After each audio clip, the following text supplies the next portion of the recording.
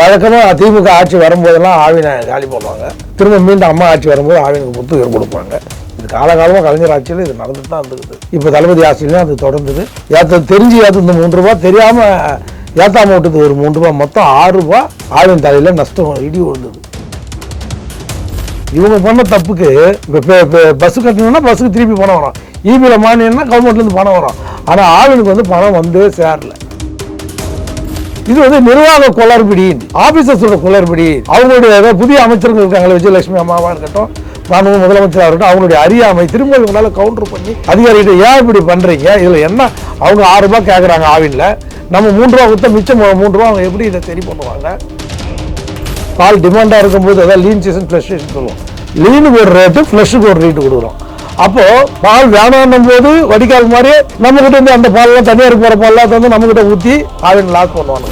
வேணுங்கும் போது இந்த பாலெல்லாம் தூக்கி போய் தனியாருக்கு ஊற்றுவாங்க. மொத்தத்தில் 2 பக்கமும் ஆவினுக்கு லாஸ் பண்ணிட்டு தான் இருக்கிறாங்க. இந்த இது கர்நாடகா நமக்கு 16 லட்சம் இருந்தான், இன்னைக்கு கிட்டத்தட்ட 1 கோடி தொட போறோம். அமுலுக்கு அடுத்த இடத்துல கர்நாடகா போயிட்டான். நந்தினி மில்க்கு ஏன் போனா, எல்லாம் மாடல் பையில இன்ட்ரடியூஸ் பண்ணா, இந்த கோஆபரேட்டிவ் ஆடிட்லாம் தூக்கி வெளில போட்டான்.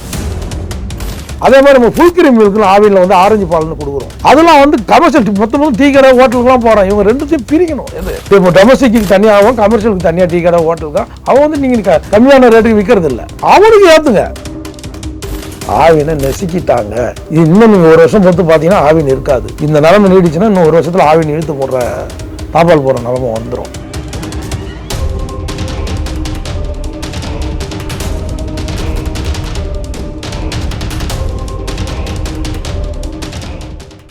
ரியல் நேயர்களுக்கு வணக்கம். இன்று நம்மளுடைய நேர்காணலுக்கு ஆவின் திரு வைத்தியநாதன் அவர்கள் நினைச்சிருக்காங்க. வணக்கம் சார். வணக்கங்க. இன்று சட்டமன்றத்தில் 110 விதியின் கீழ் முதலமைச்சர் அவர்கள் ஆவின் என்ன சார் பல திட்டங்கள் அறிவிச்சிருக்காரு. அதில் குறிப்பிட்டு உங்களுக்கு உண்டான ஒரு திட்டம் ஆவின் கொள்முதலில் 3 ரூபாய் உயர்வு அப்படிங்கிற மாதிரியான ஒரு விஷயத்த கொடுத்துருக்காங்க. இதற்கு அன்புமணி ராமதாஸ் அவர்கள் 3 ரூபாய் அப்படிங்கிறது ரொம்ப கம்மி, 7 ரூபாயாவது கொடுத்தாதான் அது கரெக்டாக இருக்கும் அப்படிங்கிற மாதிரியான 2011 அம்மா ஆட்சி பொறுப்புக்கு வந்த உடனே 10 ரூபாய் ஏற்றி கொடுத்தாங்க. அதே நேரத்தில் பால் விலை உயர்வும் நடந்தது. ரொம்ப அப்படிதான் இருக்கணும். அதாவது ஒரு விலை உயர்வு இருக்கும், இதுவும் இருக்கும். நீங்கள் இப்போ பண்ணிருக்கிறது என்னன்னா திரும்ப வரம் கொடுத்த மாதிரி கை வச்ச மாதிரி ஆயிடுச்சு. ஆவின் கிட்ட இருந்து நீங்கள் பணத்தை எடுத்து திரும்ப உற்பத்தியாளர் கொடுக்குறீங்க. ஏற்கனவே நஷ்டத்தில் ஆவின் நிர்வாகம் தள்ளாடிட்டு இருக்குங்க. கிட்டத்தட்ட 2000 கோடிக்கு மேலே அந்த ஆவின் நஷ்டத்தில் இயங்கின்னு இருக்குது. கடந்த திராவிட முன்னேற்ற கழக ஆட்சியில் ஆவின் நிறுவனம் அனைத்து இந்திய அண்ணா திராவிட முன்னேற்ற ராஜேந்திர பாலாஜி இருந்த வரைக்கும் ப்ராஃபிட்டில் வச்சுட்டு போனார். அதுக்கப்புறம் எப்போ திராவிட முன்னேற்ற கழக அரசு ஏற்பட்டதோ முதல்ல வந்தோடனே முதல் கையெழுத்து 5 கையெழுத்து போட்டார்ல, அதில் ஆவின் விலை குறைப்பு அப்படின்னு 3 ரூபா குறைச்சார். 3 ரூபா குறைக்கிறதுனால 1 லிட்டர் பாலுக்கு 3 ரூபா, அதாவது 2 பாக்கெட் பாலுக்கு 3 ரூபா. ஒரு மாதம் ஃபுல்லாக கூட ஒரு வீட்டில் நுகர்வோர் இருந்தாருன்னா 1/2 லிட்டர் வாங்குவாங்க, இல்லை 1 லிட்டர் வாங்குவாங்க. அதில் 90 ரூபா தான் ஒரு வீட்டுக்கு நஷ்டம் வரப்போகுது. ஒரு குடும்பத்துக்கு எவ்வளோ மாதம் பட்ஜெட்டில் 90 ரூபா தான் வரப்போகுது. இதனால் அந்த எவ்வளோ விலை ஏற்றுனீங்க, மின்சார கட்டணம் ஏற்றுனீங்க, ஆனால் பால் விலை ஏற்ற விடாமல் அது ஒரு அதில் கிட்டத்தட்ட 300 கோடி ஆவினுக்கு நஷ்டம். இதில் விலை ஏற்றாம போனதில்லை, அதாவது விலை ஏற்றாம போனதில்லை. அதுக்கப்புறம் உற்பத்தியாளருக்கு ஒரு 3 ரூபாய் ஏற்றி கொடுத்தோம். இங்கே ஆவினில் திமுக அரசில் திராவிட முன்னேற்ற ஏற்றி கொடுத்து போராட்டம்லாம் பண்ணி அம்பில் அந்த ப்ளூ பாக்கெட்டும் பச்சை பாக்கெட்டுக்கும் அதுதான் அதிகமாக ஓடுற பாக்கெட்டு, அதுக்கு ஏற்றலை. அப்போது ஏற்கனவே 3 ரூபா நேர்முகமாக நஷ்டம், இன்னொரு 3 ரூபா மறைமுகமான நஷ்டம். அது கிட்டது புரியுதுங்களா இல்லையா? 6 ரூபாய் பர் லிட்டருக்கு ஒரு நாளைக்கு. ஏன் இப்போ ஆவடி நாசர் அவர்கள் போன ஆட்சியில் வந்தப்போ ரொம்ப நல்லா தானே பண்ணிட்டு இருந்தாரு அப்படிங்கிற மாதிரி? இல்லை, நல்லாலாம் பண்ணலாம், அவர் நிர்வாகம் பண்ணார். இது கொள்கை முடிவு. யாரோட கொள்கை முடிவு? அட்ராக்டிவாக ஏதோ வந்தவொடனே நம்ம ஒரு கையெழுத்து போனோம் 5 ஃபைல்னு சொல்லி ஆவினை காலி பண்ணுறதுக்கு எடுத்த முடிவு இது. ஆவின் நல்லா போயிட்டு இருந்த ஆவின் பொது நிறுவனம் இதில் போயிருந்தது, இதில் ப்ராஃபிட்டில் இருந்தது. அது ஒரு சர்வீஸ் ஓரியன்டாகவும் அதே டைமில் மக்களுக்கு தேவையாக அது ஒரு எப்படி சொல்கிறது, தனியார்களுக்கு ஒரு கடிவாளமாக அவங்க ஏற்றிட்டே போனால் கூட ஆவின் இருக்குதுன்னு ஒரு நம்பிக்கையோட இருந்தது செயல்பட்ட ஒரு ஆவின் நிறுவனம் முழுக்க. அது மேலே இவங்க வழக்கமாக திமுக ஆட்சி வரும்போதெல்லாம் ஆவினை காலி பண்ணுவாங்க, திரும்ப மீண்டும் அம்மா ஆட்சி வரும்போது ஆவினுக்கு புத்துயிர் கொடுப்பாங்க. இது காலகாலமாக கலைஞர் ஆட்சியில் இது நடந்துட்டு தான் இருந்துக்குது. இப்போ தளபதி ஆட்சியிலையும் அது தொடர்ந்தது. அதில் தெரியாமல் தெரிஞ்சு ஏற்றது 3 ரூபா, தெரியாமல் ஏற்றாமல் விட்டது ஒரு 3 ரூபா, மொத்தம் 6 ரூபா ஆவின் தலையில் நஷ்டம் இடி விழுந்தது அப்போது. ஆமாம், அன்றைக்கி விழுந்தது தான். அதுக்கப்புறம் பஞ்சப்படி பயணப்படி டிஏஏ எதுவுமே ஆவின் அதிகாரிகளுக்கோ சரி ஆவின் ஒர்க்கர்ஸுக்கோ கிடைக்கவே இல்லை. இவங்க பண்ண தப்புக்கு இப்போ பஸ்ஸு கட்டணும்னா பஸ்ஸுக்கு திருப்பி பணம் வரும், இபியில் மானியம்னா கவர்மெண்ட்லேருந்து பணம் வரும். ஆனால் ஆவினுக்கு வந்து பணம் வந்தே சேரல. ஆவின் நலி விட்டது, அதில் ஏற்பட்ட பேர் இழப்பு இன்றைக்கி வரைக்கும் இருக்கல. இப்போ வந்திருக்காரு நிர்வாக இயக்குனர் அஜித் யாதவ்னு, அவர் தான் ஆவின் கமிஷனரும் கூட, 2 போஸ்ட் பார்க்குறாரு. அவரு வந்து ப்ரொபோசல் கரெக்டாக கொடுத்துருக்காரு. யார்? ஆவின் நிர்வாகம் வந்து அரசாங்கத்துக்கு க்ளீனாக சொல்லிட்டாங்க, எங்களுக்கு வந்து மினிமம் 44 ருபீஸ், அதாவது அன்புமணி சொல்கிற மாதிரி 38 ரூபா. நீங்கள் ஏற்கனவே 35 ரூபா கொடுக்குறாங்க, 3 ரூபா வந்து கடந்த திமுக அரசு வந்து மானியமாக கொடுத்தது, இன்சென்டிவ்னு சொல்லுவோம் இல்லையா, 3 மொத்தம் 38 போயிட்டுருக்கு. இப்போ இவங்க ஒரு 3 ரூபா ஏற்றி 41 ரூபா கொடுக்குறாங்க. புரியுதுங்களா? அந்த 3 ரூபா அரசாங்கம் ஏற்றணும், அந்த 3 ரூபாவும் அரசாங்கம் தரல. அரசாங்கம் 2 ரூபா தான் கொடுக்குது. நல்லா கரெக்ட் பண்ணுங்க. அரசாங்கம் கொடுக்குறது அந்த 3 ரூபாயில் எவ்வளோ கொடுக்குது? 2 ரூபா மானியமாக தரோன்னு சொல்கிறாங்க. இன்னும் கைக்கு வராது. அது வருஷத்துக்கு ஒரு வாட்டி தருவாங்களா, 2 வருஷத்துக்கு ஒரு வாட்டி தருவாங்களா, இல்லை தீபாவளி பொங்கலுக்கு தருவாங்களா, யாருக்குமே தெரியாது. அன்பிரடிக்டபிள். ஆனால் 10 நாளைக்கு ஒரு வாட்டி பால் ஊற்றுறோம், பணம் கொடுத்தா தான் பால் ஊற்றுவான். அடுத்த வருஷம் வரும், அவனுக்கு 2 ரூபா சேர்த்து வரும்னு சொன்னால் பால் ஊற்ற மாட்டான். இன்றைக்கி என் பசிக்கு விவசாயம் தான் அவனுடைய ஆதாரம். அதோட ஒன்றியத்தை இந்த மாடு வளர்ப்பு விவசாயம் 6 மாதத்துக்கு ஒரு வாட்டி தான் காசு வரும். இப்போ இல்லை வருஷத்துக்கு ஒரு வாட்டி தான் பயிர் வரும். அதில் தான் விவசாயம் பண்ணுவான், தை பிறந்தால் வழி பிறக்கணுவான்.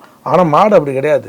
டெய்லி சொசைட்டியில் பால் ஊற்றும், 10 நாளைக்கு ஒரு வாட்டி பால் படம் பட்டோட வரும். இதை வச்சு தான் பிள்ளைங்களை படிக்க வைக்கிறதுலேருந்து குடும்ப நடத்துறதுலேருந்து எல்லா பெண்களுக்கும் இது ஒரு என்ன சொல்கிறது, பெண்கள் சார்ந்த ஒரு வருமானத்துக்கு ஈட்டுக்கிட்டு இருந்தது. இதுதான் கர்நாடகாவில் எப்படின்னா ஸ்ட்ரெயிட்டாகவே 6 ரூபா மானியம்.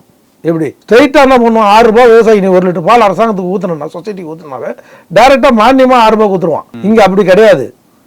இவங்க வந்து அந்த 3 ரூபா 35 ரூபாய்க்கு 38 ரூபா கொடுத்துருக்காங்க. அந்த 3 ரூபா கூட சில நாள் கொடுக்குறாங்க, சில நாள் கொடுக்க மாட்டாங்க. இப்போ எங்கே பிரச்சனை வருது? இது வந்து நிர்வாக குளறுபடி, ஆஃபீஸர்ஸோட குளறுபடி. அவங்களுடைய ஏதோ புதிய அமைச்சர்கள் இருக்காங்களே, விஜயலட்சுமி அம்மாவாக இருக்கட்டும், மாண்புமிகு முதலமைச்சராக இருக்கட்டும், அவங்களுடைய அறியாமை திரும்ப இவங்களால கவுண்டர் பண்ணி அதிகாரிகிட்ட ஏன் இப்படி பண்ணுறீங்க, இதில் என்ன அவங்க 6 ரூபா கேட்குறாங்க ஆவினில், நம்ம 3 ரூபா கொடுத்தா மிச்சம் 3 ரூபா அவங்க எப்படி இதை சரி பண்ணுவாங்க? உற்பத்தியாளருக்கு வந்து 4 வருஷமாக பால் விலை ஏற்றலை, உற்பத்தி பெருக்கலை. ஆனால் தனியார் இன்னமும் நம்மகிட்ட 43 ரூபாயிலேருந்து 45 ரூபா வரைக்கும் கொடுத்து பாலை வாங்கிட்டு போகிறான் எங்கேருந்து. அப்போ ஆவின்னா நிர்வாகம் என்ன பண்ணுதுன்னா 2 கேன் வச்சுருப்பான். ஒன்று தனியாருக்கு ஒரு கேனு, நம்மளுக்கு ஒரு கேன் வச்சுருப்பான் பால். நம்மளுக்கு அந்த ஒரு கேனில் பாலில் என்ன பண்ணுவான், 20 லிட்டர் ஊற்றுவான். 80 லிட்டர் பாலில் மிச்சம் 80 லிட்டர் பாலில் மிச்சம் 60 லிட்டர் தனியாருக்கு ஊற்றுவான். பாலிசியே தப்புன்னு சொல்ல வரேன். அண்ணா நம்ம நிர்வாகத்தினுடைய பாலிசி தான். நம்ம வந்து யூனிஃபார்ம் ரேட்டு கொடுக்குறோம், வருஷம் முழுக்க ஒரே ரேட்டு கொடுக்குறோம். யாருக்கு? பால் உற்பத்தியாளருக்கு. அவன் தான் முதலாளி, பால் உற்பத்தியாளர் தான், விவசாயி தான். அவனுக்கு வருஷம் முழுக்க ஒரே கான்ஸ்டன்ட்டாக ஒரு ரேட்டு கொடுக்குறோம். ஆனால் அண்டை மாநிலத்தில் கர்நாடகாலாம் அப்படி கிடையாது, ஆந்திராலாம் அப்படி கிடையாது. அதாவது பால் டிமாண்டாக இருக்கும்போது, அதாவது லீன் சீசன் ஃப்ளஷ் சீசன் சொல்லுவோம், லீனுக்கு ஒரு ரேட்டு, ஃப்ளஷுக்கு ஒரு ரேட்டு கொடுக்குறோம். அப்போது பால் வேணான்னும் போது வடிகால் மாதிரியே நம்மக்கிட்ட இருந்து அந்த பாலெல்லாம் தனியாருக்கு போகிற பாலெல்லாம் வந்து நம்மக்கிட்ட ஊற்றி ஆவின் லாஸ் பண்ணுவானுங்க. வேணுங்கும் போது இந்த பாலெல்லாம் தூக்கி போய் தனியாருக்கு ஊற்றுவாங்க. மொத்தத்தில் 2 பக்கமும் ஆவினுக்கு லாஸ் பண்ணிட்டு தான் இருக்கிறாங்க. இந்த இது விவசாயி நம்ம என்ன பண்ணணும், அந்த பாலிசியே எடுக்கணும்னு சொல்ல வரேன். New policy. கர்நாடகா நம்ம கிட்ட 16 லட்சம் இருந்தான், இன்னைக்கு கிட்டத்தட்ட 1 கோடி தொட போகிறான். அமுலுக்கு அடுத்த இடத்துல கர்நாடகா போயிட்டான். நந்தினி மில்க்கு ஏன் போனா, எல்லாம் மாடல் பையில இன்ட்ரடியூஸ் பண்ணால் அந்த கோஆபரேட்டிவ் ஆடிட்லாம் தூக்கி வெளில போட்டான். ஃபுல்லாக என்னென்ன தரைக்கற்கள் இருந்தது அத்தனையும் வந்து அங்கே ஃபார்மர்ஸ் தான் வந்து ஆட்சி நடத்துகிறான். இதில் கவர்மெண்ட் பாலிசியே உள்ளே வராது. எதில் விவசாயி தான் முடிவு பண்ணுவான். பால் விலையை நிர்ணயிக்கிறது விவசாயி தான். ஒரு மாவட்டத்தில் ஒரு கொள்முதல் வேணும்னா 2 ரூபா சேர்த்து குத்து வாங்குவான், இன்னொரு மாவட்டத்தில் குறைச்சி குத்து வாங்குவான். அந்தந்த விவசாயியை அந்தந்த மாவட்டம் பால் உற்பத்தி ஒன்றியத்தில் முடிவு பண்ணுவான். யார்? விவசாயி தான் சேர்மனாக இருப்பான், ஒரிஜினல் சேர்மனாக இருப்பான். பால் ஊற்றுற விவசாயி இங்கே அப்படி இல்லை. எல்லாமே நம்ம வந்து அரசாங்கத்தை சார்ந்து இருக்கிறதுனால இந்த பாலிசி டிசிஷன் எடுக்கிறதுல மிகப்பெரிய திமுக ஆட்சி வரும்போது மிகப்பெரிய தவற திராவிட முன்னேற்ற கழக அரசு பண்ணாங்க. அதே தவிர விஜய் அரசு இப்போ வந்தோன்னு பண்ணிட்டாங்க. இப்போ கொள்முதலுக்கு 3 ரூபா, கொள்முதலுக்கு 3 ரூபா, அதில் 2 ரூபா அரசாங்கம் தரும், மிச்சம் 1 ரூபா ஆவின் தரும்னா சராசரியாக 35 லட்சம் லிட்டர் பால் வருதுன்னு வச்சுங்களேன். ஆவினுக்கு ஒரு நாள் ஒன்று இருக்கு. அப்போ 35 லட்சம் ரூபா ஆவினுக்கு லாஸா இல்லையா? 200-2000 கோடி லாஸ் இருக்குது ஆவின். எல்லா கடனும் வாங்கிட்டாங்க. எல்லா பேங்க்லேயும் இப்போ கடன் வாங்காத பேங்கே கிடையாது. 4.5% 7% 8% வட்டி வரைக்கும் வாங்கிட்டாங்க. எங்க ஆவின் நிறுவனம் எல்லா ஸ்கீமும் வாங்கிட்டாங்க. இதுக்கு மேலே வாங்கிறதுக்கு ஒன்றுமே இல்லை ஆவின் நிறுவனத்துக்கு. வட்டி கட்டவே முடியல. இந்த சூழ்நிலையில் நீங்கள் இன்னும் டெய்லி போய் 2 ரூபா நான் தரேன், 1 ரூபா நீங்கள் கொடுத்தா இவங்க ஆவின் சங்கம் ஒன்றிய சங்கம் எங்கேருந்து கொடுக்கும்? ஒரு 2 விஷயம் தான் நடக்கும். விவசாயத்திட்டு 40 லிட்டர் பால் ஊற்றினான்னா 39 லிட்டருக்கு பில்லு போடுவான், மிச்சம் 1 லிட்டர் அடிப்பான். இல்லை 4.2 8.2 ஃபேட் வந்துன்னா அந்த 2.2 ஃபேட்டை 4 ஃபேட்டை திருட்டிடுவான், ஃபேட் எஸ்என்எஃப் திருட்டிடுவான். மொத்தத்தில் விவசாயி தான், பால் ஊற்றுற விவசாயி தான், உற்பத்தியாளர் தான் பாதிப்பான். ஒன்று திருடி ஆவினுக்காவது சாப்பான்னு பார்த்தா ஆவின் சேர்க்க மாட்டான், அதில் பாதி அதிகாரிங்க சாப்பிட்ருவான். இது ஊழலுக்கு வழிவகுக்கும். நீங்கள் இன்றைக்கி ஏற்றுக்கிறது அம்மா மாதிரி 10 ரூபாய் ஏற்றினாலும் பரவாயில்ல. திரு அன்புமணி சார் சொன்ன மாதிரி, எம்பி சொன்ன மாதிரி 7 ரூபா கண்டிப்பாக ஏற்றணும். அதை பற்றி ஒன்றுமே சௌமணி அன்புமணி அவர்கள் பேச, அதுதான் சொல்ல வர. மற்ற கதையெல்லாம் பேசுகிறாங்க, இது முக்கியமான கதை இல்லை. டெய்லி அவர் கத்துறாருல, யார் அன்புமணி உள்ள சட்டமன்றத்தில் ஏன் பேச மாட்டாங்க? காவேரி பிரச்சனையை பற்றி பேசுகிறாங்க, மேகதாது பற்றி பேசுகிறாங்க. ஏங்க இதெல்லாம் காலகாலமாக பேசினுக்கிறாங்க. இதனால பேசுறதுனால இதெல்லாம் நந்துற போதா? சட்டமன்றத்தில் நீங்கள் இதை பேசுறதுனால கர்நாடகாவில் தண்ணி விட போகிறான். அவனுக்கு எப்போ ஃப்ரெஷ்ஷாக இருக்குது, எப்போ அணை ரொம்ப தான் அப்போ தான் விட போகிறான். அவன் சுப்ரீம் கோர்ட் ஆர்டரே மதிக்க மாட்டான் கர்நாடக அரசு, டி.கே. சிவகுமார். என்னது ட்ரிபியூனல் ஆர்டரே மதிக்க மாட்டான். அப்போ நீங்கள் இங்கே சட்டசபையில் பேசணும் வச்சிருவானா? இப்போ 7 ரூபா ஏற்றினா தான் அது கரெக்டாக இருக்கும். கண்டிப்பாக மினிமம் 7 ரூபாயிலிருந்து 10 ரூபாய் ஏற்றிருக்கணும். அதில் செல்லிங் மக்கள் தனியாக பால் கிடைக்கலைங்க. ஆவினில் தேட்டரில் டிக்கெட் ஹவுஸ்ஃபுல் ஆயிடுச்சுன்னா தானே பிளாக் டிக்கெட் விற்குமா? கவுண்டர் மூட்டினா பிளாக் டிக்கெட் போகும். கவுண்டரில் டிக்கெட்டே தந்த மாதிரி ஆவின் இன்னைக்கு பால் தட்டுப்பாடு, ஆர்டிஃபிஷியலாக ஒரு பால் தட்டுப்பாட்டை கொண்டு வந்திருக்காங்க. பால் இல்லை, அப்போ என்ன பண்ணுறான், எல்லாமே ஹையர் ப்ரைஸுக்கு விற்கிறான் பாலை. நீ அதில் ஆவின் நிர்வாகமும் தப்பு பண்ணுது. அது தெரிஞ்சு பண்ணுறாங்களா, தெரியும் இன்எஃபிஷியன்ட் ஆஃபீஸர்ஸ் இருக்கிறதுனால பண்ணுறாங்களான்னு தெரியல. ஆனால் அந்த நிர்வாக இயக்குனர் மட்டும் அஜித் யாதவ் ரொம்ப சூப்பரானது.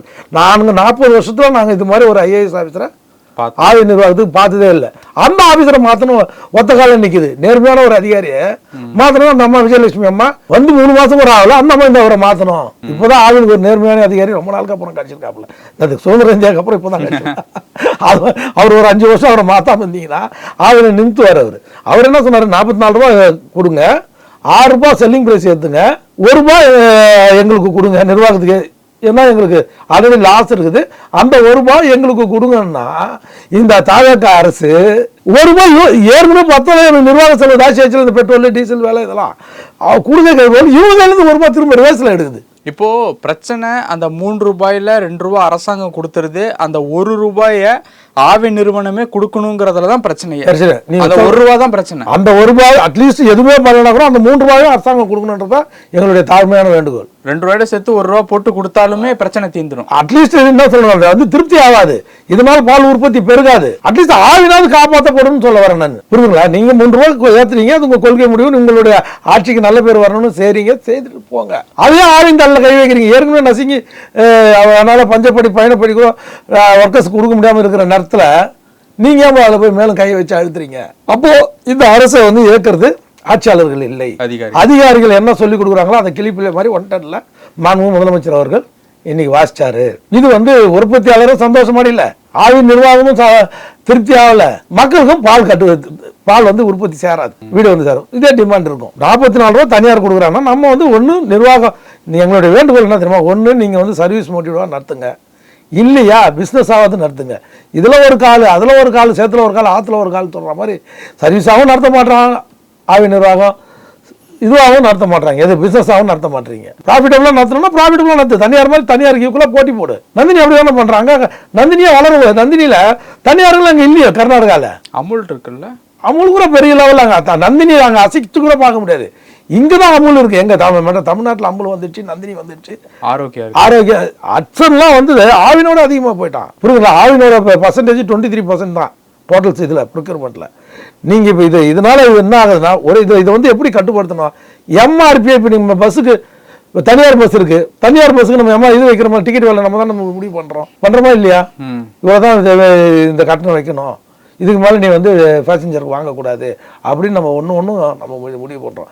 அது மாதிரி தனியார் பாலுக்கும் ஆவினோட கமிஷனர் அதிகாரம் கொடுத்து அரசாங்கம் இந்த எம்ஆர்பி ஒரே ஈக்குவல் எம்ஆர்பியாக இருக்கணும். ஆவினோட விலையும் தனியாரோட விலையா ஜாஸ்தியாக இருந்தது ஒன்றா இருந்ததுன்னா தனியார் கூடுதலாக பால் கொடுத்து வாங்க மாட்டாங்களா உற்பத்தியாளர்கிட்ட? அப்போ ஆவின் வர வேண்டிய பால் வரும் இல்லை? ஆவினே உற்பத்தியை பெருக்கி தனியாருக்கும் பால் கொடுக்கலாம் இல்லை? இது உற்பத்தி பெருக்கி தனியாருக்கும் கொடுங்க. அவன் யார்? நம்மளோட ஆள் தானே. ப்ரொடியூசருக்கு யூனிஃபார்ம் ரேட்டுக்கு நீங்கள் அப்படி கொடுக்கணும். அவன் என்ன பண்ணுறான், இப்போ வேணும்னா 44 ரூபா கொடுத்து பால் வாங்குறாப்புல தனியார், நாளைக்கு வானான்னா 24 ரூபா கொடுத்து பால் வாங்குறாப்புல. ஆனால் 24 ரூபா கொடுக்கும்போது ஆவின் 38 ரூபா கொடுக்குற இடத்துல எத்தனை அந்த பாலை வடிகால் மாதிரி ஊற்றுறாங்க. ஆவின் அதிகாரிங்க இருக்காங்களே, டைரி டெவலப்மெண்ட் ஆவின் அதிகாரிங்கள, அது டைரி டெவலப்மெண்ட்னு இருக்குது ஒரு செக்ஷன். அங்கே இருக்கிற டிஆர்லாம் இந்த பால் அவங்ககிட்ட தனியார்கிட்ட காசு வாங்கிக்கணும், இங்கே வந்து கொள்ளை அடிக்கிறானுங்க. அப்போ வந்து ஒரு நாளைக்கு எவ்வளோ லாஸ், 10 ரூபா லிட்டருக்கு யார் சாப்பிட்றான், ஆவினோட டிஆருங்க. இதுதான் வந்து கர்நாடகா வந்து டிஆரே எடுத்துட்டான். ஒரு லிட்டருக்கு 10 ரூபா, ஒரு நாளைக்கு 35 லட்சம் லிட்டர் வருது. ஆமா, ஒரு நாளைக்கு 35 லட்சம் லிட்டரு 10 ரூபான்னு பாருங்க. இது மாதிரி வந்து கொள்ளை அடிக்கிறானுங்க.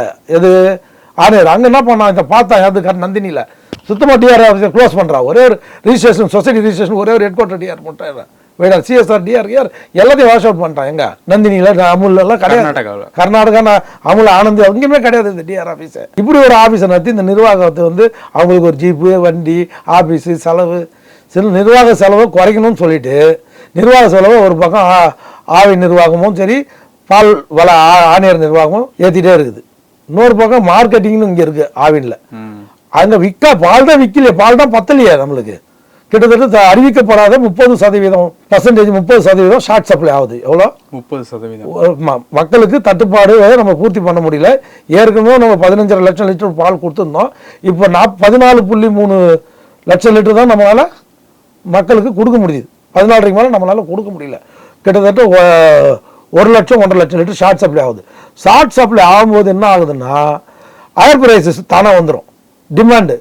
அதே மாதிரி நம்ம ஃபுல் கிரீம் மில்க் ஆவினில் வந்து ஆரஞ்சு பால்னு கொடுக்குறோம். அதெல்லாம் வந்து கமர்ஷியல் மொத்தம் டீ கடை ஹோட்டலுக்குலாம் போகிறோம். இவங்க ரெண்டுத்தையும் பிரிக்கணும். எது கார்டு ஹோல்டர் டொமஸ்டிக்கு தனியாகவும் கமர்ஷியலுக்கு தனியாக டீ கடை ஹோட்டலுக்கு அவன் வந்து நீங்கள் கம்மியான ரேட்டுக்கு விற்கிறது இல்லை. அவனுக்கு ஏற்றுங்க, யாருக்கு வீட்டு உபயோகத்தை பண்ணுறவங்களுக்கு குறைங்க.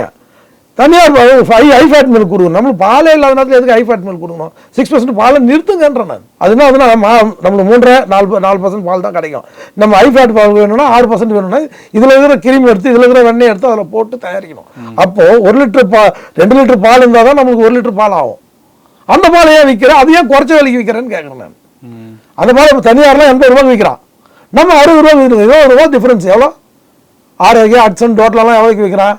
20 ரூபா நம்ம வந்து குறைவா வைக்கிறோம். மார்ஜின் இருக்க வேண்டியதுதான், 4 ரூபா 5 ரூபா இருக்கணும்.